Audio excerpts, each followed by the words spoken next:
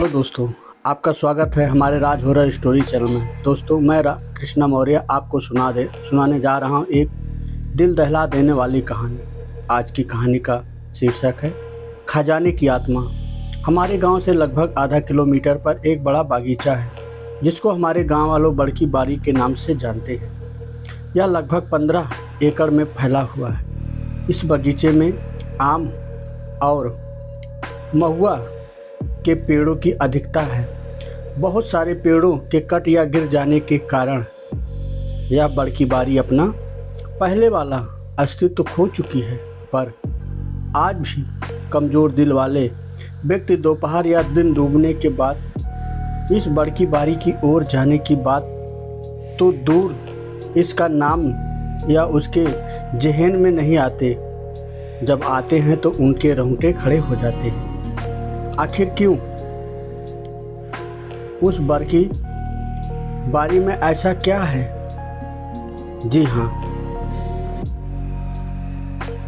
तो आज से 30-32 साल पहले यह बड़की बारी बहुत ही घनी और भयावह हुआ करती थी।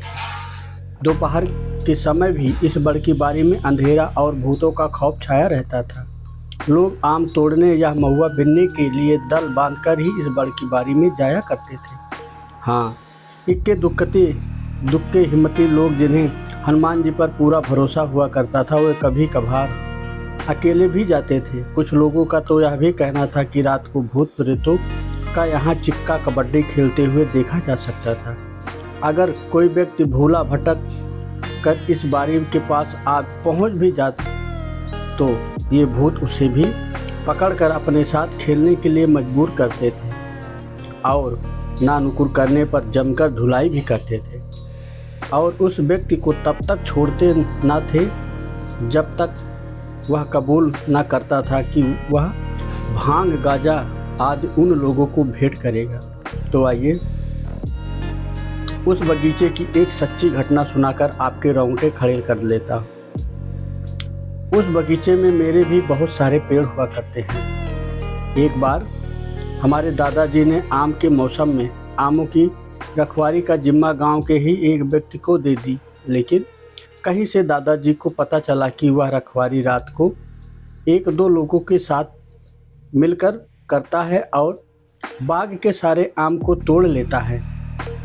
एक दिन हमारे दादाजी ने धुक्का छिपकर सही और गलत का पता लगाने की सोची।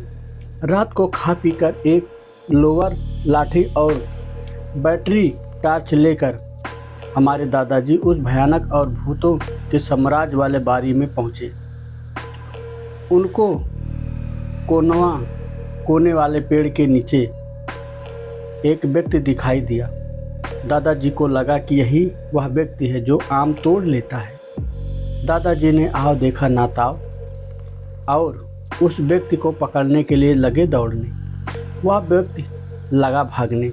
दादाजी उसे दौड़ा रहे थे और चिल्ला रहे थे कि आज तुझको पकड़कर ही रहूँगा। भाग, देखता हूँ कितना भागता है। अचानक वह व्यक्ति उस बारी में ही स्थित एक पेड़ के पास पहुंचकर भयंकर और विकराल रूप में आ गया। उसके अगल बगल में आग उठने लगी। हमारे दादाजी को लकवा मार गया, काठ हो गए और बुद्धि ने काम करना बंद कर दिया।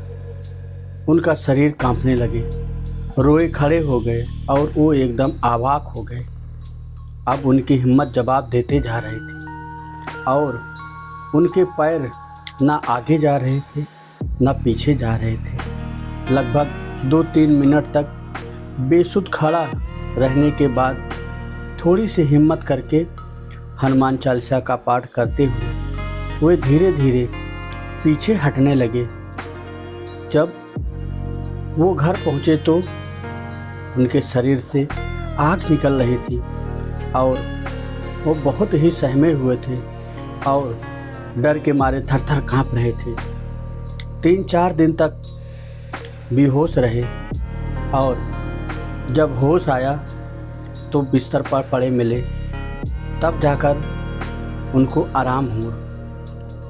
उस साल हमारे दादाजी ने फिर उस बाग में अकेले जाने की कसम खाए और तब से दादाजी उस बाग में नहीं गए। तो दोस्तों, ये रही एक दिल दहला देने वाली कहानी। आशा करता हूँ कि आपको कहानी बहुत पसंद आई होगी। आप हमारे चैनल पर नए हैं तो चैनल को सब्सक्राइब करें और एक प्यारा सा कमेंट करें। मिलते हैं एक और नई कहानी के साथ। तो सुनते रहिए राज हॉरर स्टोरी 0.47 को। धन्यवाद दोस्तों।